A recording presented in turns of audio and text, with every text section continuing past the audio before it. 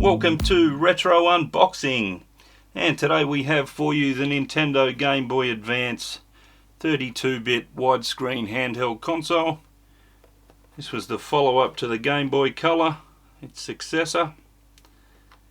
It was released in 2001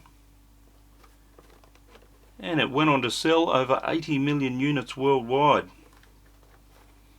As you can see on the back here, was compatible with the Nintendo GameCube. Apparently you could use it as an extra controller or an extra screen. I only had mine for about 6 months, so I didn't use that feature myself, but it was an option. So let's open up the box and see what's inside. First of all, we'll start with the instructions and brochures.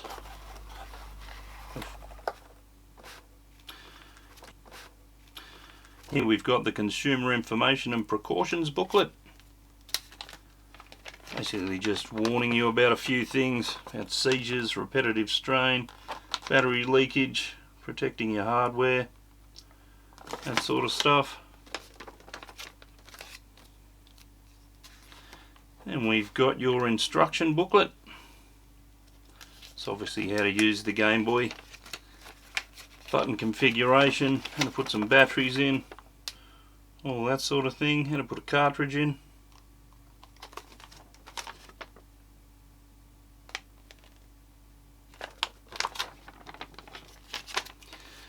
And here we have a little brochure outlining some of the games available on the Game Boy Advance.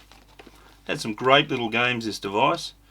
As you can see, there was a version of Mario Kart. There was even a version of Tony Hawk's Pro Skater 2, which would have been no mean feat to transport from a full-size console over to this little device, but they managed to do it.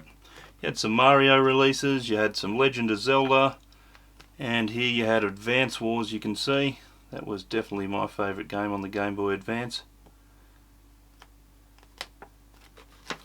On the back here we have a couple of extra accessories you could buy. You could buy a link cable which allowed you to connect with other Game Boys. You could play with your friends.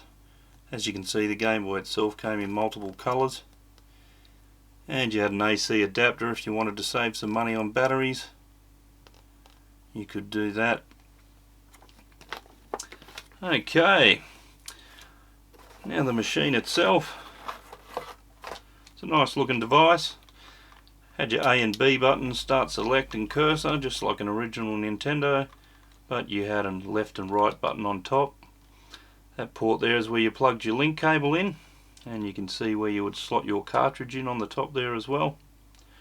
On the bottom you had your on and off button, a volume control and a headphone jack. You also had a speaker on the front there in case you didn't want to use headphones.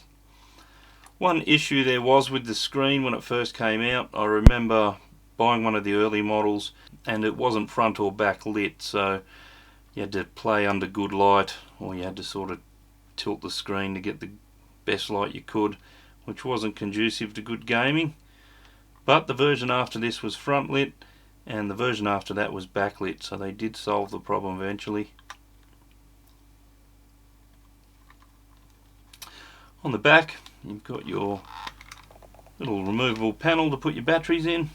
So let's grab a couple of AA batteries and stick them inside. I can show you how the device works. There we go. The one I had back in 2001 was also Arctic White, so it brings back fond memories. Now I'll put a game in. I am waiting at the moment for a copy of Astro Boy, which is supposed to be one of the best Game Boy Advance games released during its lifespan, but unfortunately it hasn't arrived, so I do have this copy of Davis Cup Tennis just to give you a look at the functions. Slot the cartridge in there, turn it on, and we have action.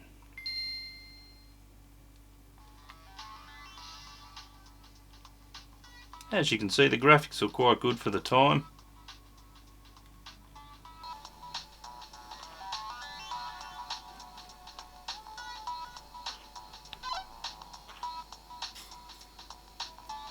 Quick game, easy.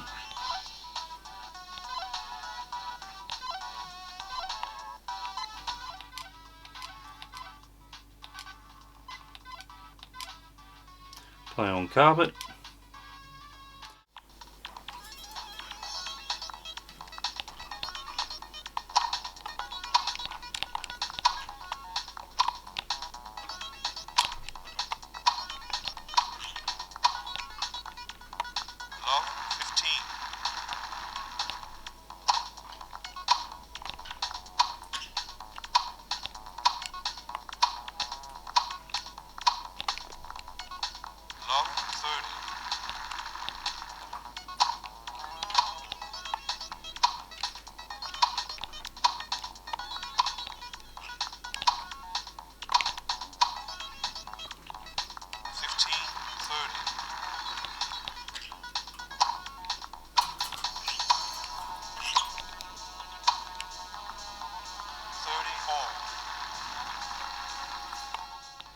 So that was the Game Boy Advance.